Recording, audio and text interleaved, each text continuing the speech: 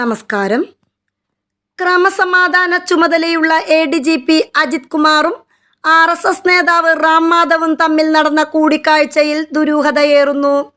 ADGPയുമായി ചർച്ചയ്ക്ക് പോയതിൽ ബിസിനസ്സുകാരുമുണ്ടെന്നാണ് സൂചന. ചെന്നൈയിൽ ബിസിനസ് നടത്തുന്ന മലയാളിയാണ് ഒപ്പമുണ്ടായിരുന്നത് എന്നാണ് സൂചന. കണ്ണൂർ സ്വദേശി കൂടിയായ ഈ ബിസിനസ്സുകാരനൊപ്പം ADGP എന്തിന് RSS നേതാവിനെ കണ്ടുവെന്നതിലാണ് ദുരൂഹത നിലനിൽക്കുന്നത്. കോവളത്തെ സ്വകാര്യ ഹോട്ടലിൽ കഴിഞ്ഞ വർഷമാണ് ADGP MR Ajith Kumar RSS നേതാവ് റാം മാധവ് കൂടിക്കാഴ്ച നടന്നത്.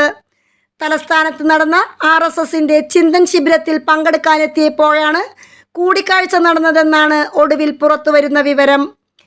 RSS ജനറൽ സെക്രട്ടറി ദത്താത്രേയ ഹൊസബാലയുമായി നടത്തിയ കൂടിക്കാഴ്ച വൻ വിവാദമായതിന് പിന്നാലെയാണ് റാം മാധവുമായി നടത്തിയ കൂടിക്കാഴ്ചയുടെ വിവരങ്ങളും പുറത്തുവന്നത്.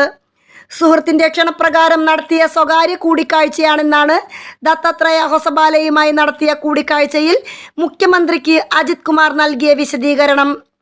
ക്രമസമാധാന ചുമതല നിർവഹിക്കുന്ന ഉദ്യോഗസ്ഥൻ RSS നേതാവിനെ കണ്ടത് ഇന്റലിജൻസ് റിപ്പോർട്ട് മുഖേന അറിഞ്ഞിട്ടും മുഖ്യമന്ത്രി ഇതുവരെയും അനങ്ങിയിട്ടില്ല. News desk മലയാളാക്ഷരം.